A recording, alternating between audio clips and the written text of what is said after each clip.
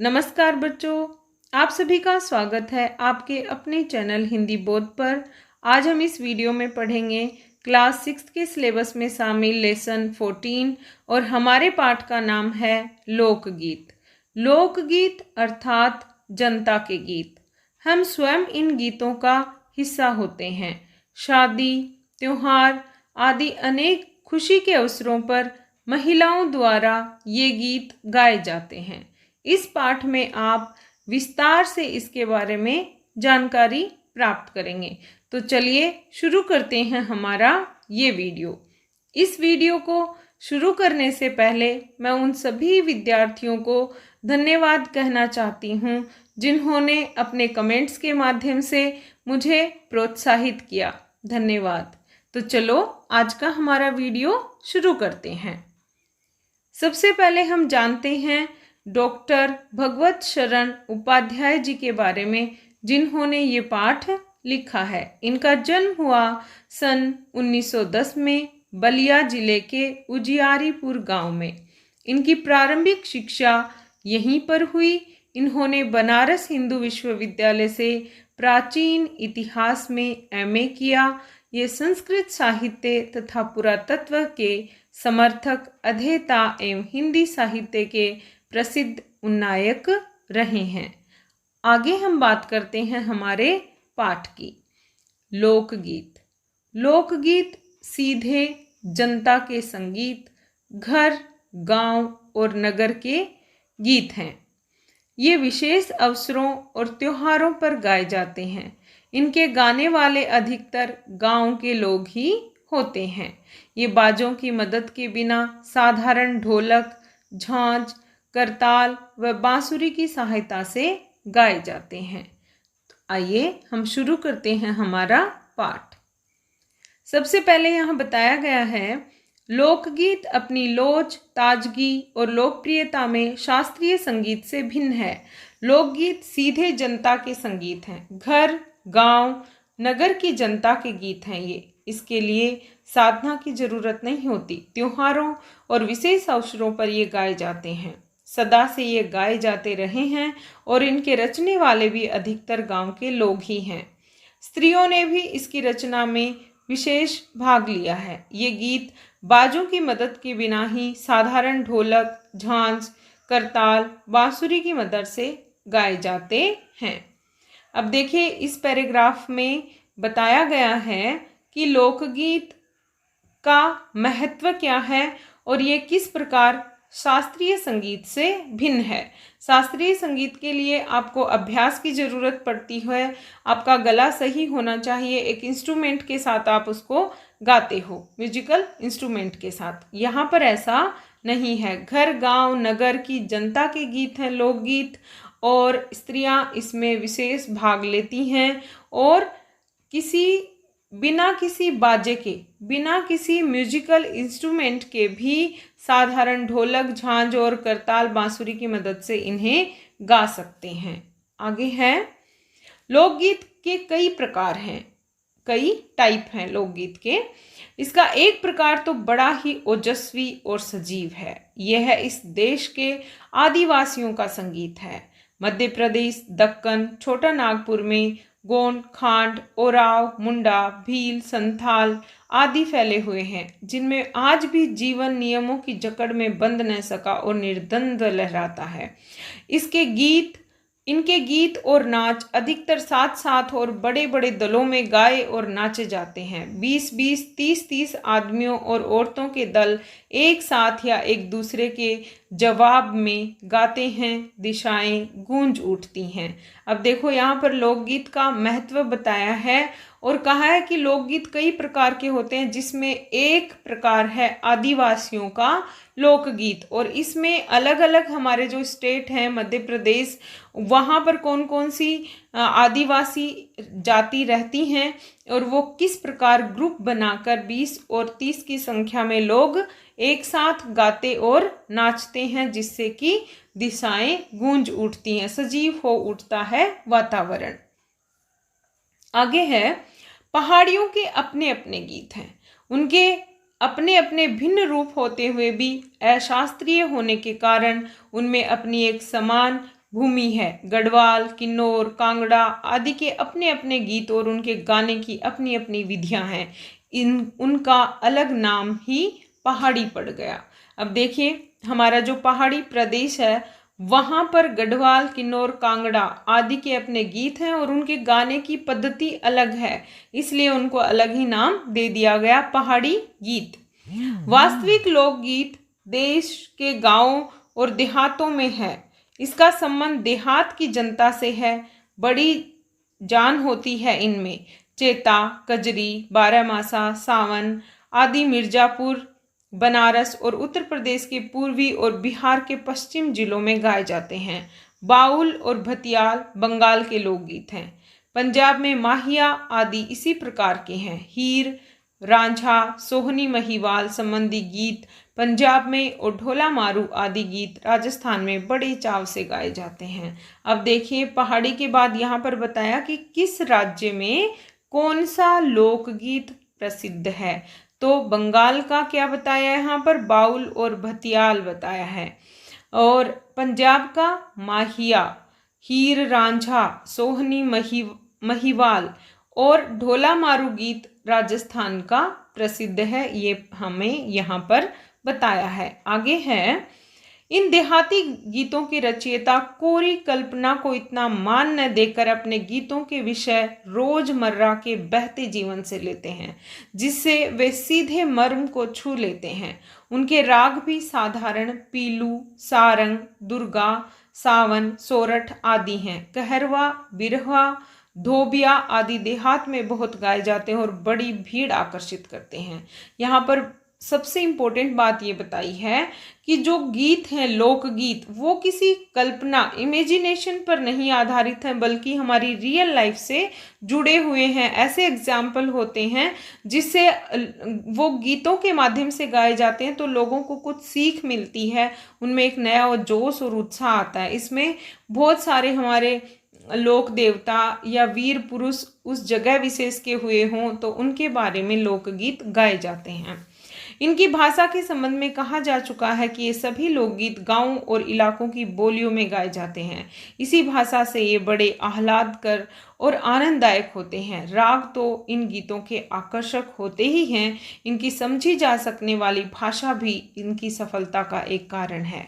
अब देखिए, यहाँ पर क्या बताया है कि अगर प्रश्न हो कि लोकगीतों की भाषा क्या होती है, तो भाषा वो जो जिस जगह के ये हैं, वो गांव, वो इलाका, वहाँ पर बोली जाने वाली बोलियां ही इनकी भाषा होती हैं। आगे है, भोजपुरी में करीब 30-40 वर्षों से विदेशिया का प्रचार हुआ है। गाने वालों के अनेक समूह इन्हें गाते हुए देहात में फिरते हैं। उधर के जिलों में, विशेषकर बिहार में, विदेशिया से बढ़कर दूसरे गाने लोकप्रिय नहीं हैं। इन गीतों में अधिकतर रसिक प्रियों और प्रियाओं की बात रहती है। परदेसी प्रेमी को की और इनसे करुणा और विरह का रस बरसता है। विदेशिया भोजपुरी में करीब 30-40 सालों से बहुत फेमस है और ये तब गाए जाते हैं जब परदेसी प्रेमी की याद या उनके विरह में ये गीत गाए जाते हैं। आगे हैं, जंगल की जातियां आदि के भी दल गीत होते हैं जो अधिकतर बिरहा आदि में गाए जाते हैं। पुरुष एक ओर और स्त्रियां दूसरी ओर एक दूसरे के जवाब में दल के रूप में दल बांधकर गाते हैं और दिशाएं गुंजा देते हैं। पर इधर कुछ काल से इस प्रकार के दलीय गायनों का ह्रास हुआ है। इस प्रकार के महिला और पुरुष के जो ग्रुप बनाकर गीत गाए जाते हैं वो अभी कम हुए हैं, ऐसा बताया है। एक दूसरे प्रकार के बड़े लोकप्रिय गाने आहला के हैं। अधिकतर ये बुंदेलखंडी में गाए जाते हैं।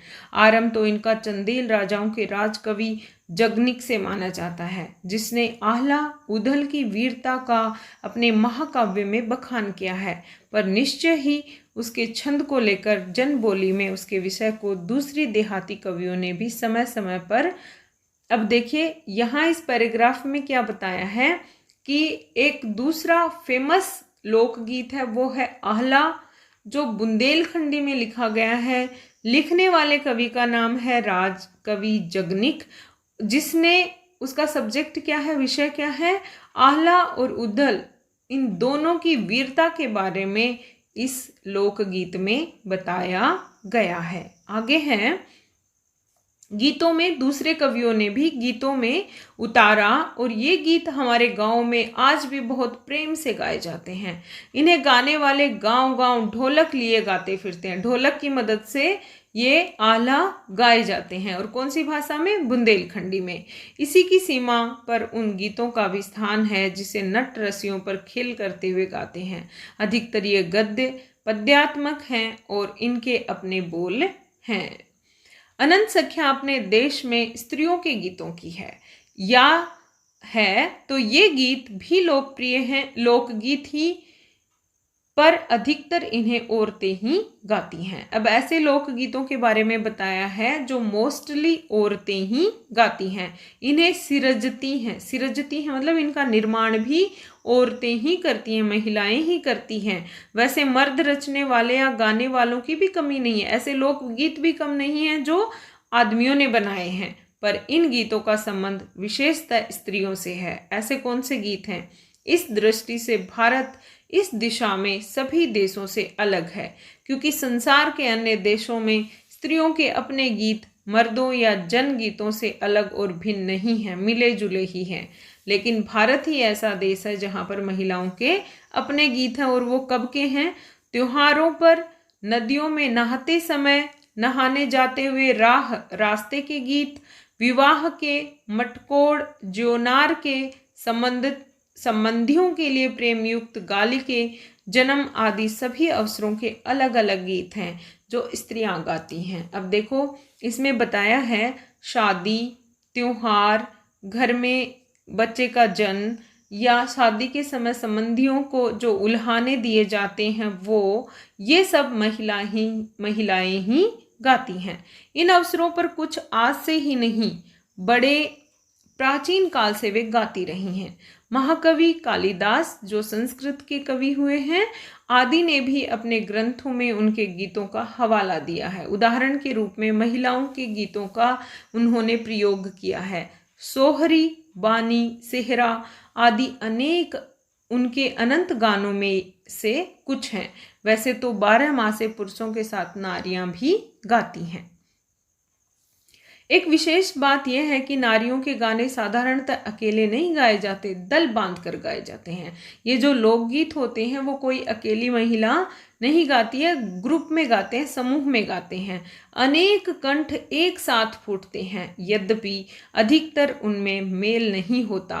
वो एक साथ उनके जो सुर है, जो गले हैं, गले का वो मिलते भी नहीं है, फिर भी महिलाएं एक साथ गाती हैं। फिर भी त्योहार और शुभ अवसरों पर वे बहुत ही भले लगते हैं।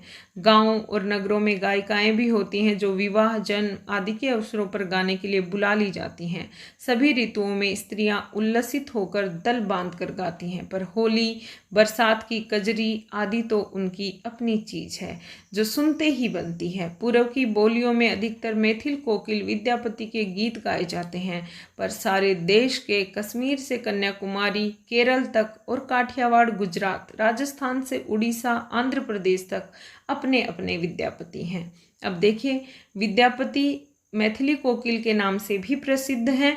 तो कहा है कि ये तो एक जगह विशेष के हैं, पर भारत में हर राज्य के, उनकी भाषा के अपने मैथिली विद्यापति हैं। आगे है, स्त्रियां ढोलक की मदद से गाती हैं। अधिकतर उनके गाने के साथ नाच का भी पुट होता है। गुजरात का एक प्रकार का दलीय गायन गरबा है, जिसे विशेष विधि से घेरे में घूम घूम कर औरतें गाती हैं। साथ ही लकड़ियां भी बजाती जाती हैं जो बाजे का काम करती हैं। इसमें नाच गान साथ चलते हैं। वस्तुतः ये नाच ही है, सभी प्रांत में ये लोकप्रिय हो चला है। इसी प्रकार होली के अवसर पर ब्रज में रसिया चलता है, जिसे दल के दल लोग गाते हैं, स्त्रियां विशेष तौर पर। गांव के गीतों के वास्तव में अनंत प्रकार हैं। जीवन जहाँ इठला इठला कर लहराता है, वहाँ भला आनंद के स्रोतों की कमी हो सकती है। उद्दाम जीवन के ही वहाँ के अनंत संख्यक गाने प्रतीक हैं। तो ये था हमारा पाठ, जिसमें बताया गया कि लोकगीत कैसे, कहाँ फेमस हैं और कौन इनको गाता है, कौन इनको लिखता है। तो ये था हमारा पाठ। आगे हम बात करते हैं बहुविकल्पीय प्रश्नों की। जो पैराग्राफ आता है एग्जाम में, पठित पैराग्राफ या पठित गद्यांश, उसमें आपसे ये प्रश्न पूछे जाते हैं। तो वैसे ही प्रश्न मैंने आपको बनाकर दिए हैं। तो चलिए शुरू करते हैं। पहला प्रश्न है हमारा, लोकगीत पाठ के लेखक का नाम क्या है? तो हमने पढ़ा भगवत शरण उपाध्याय। अगला हमारा प्रश्न है, लोकगीतों का वास्तविक संबंध किनसे है?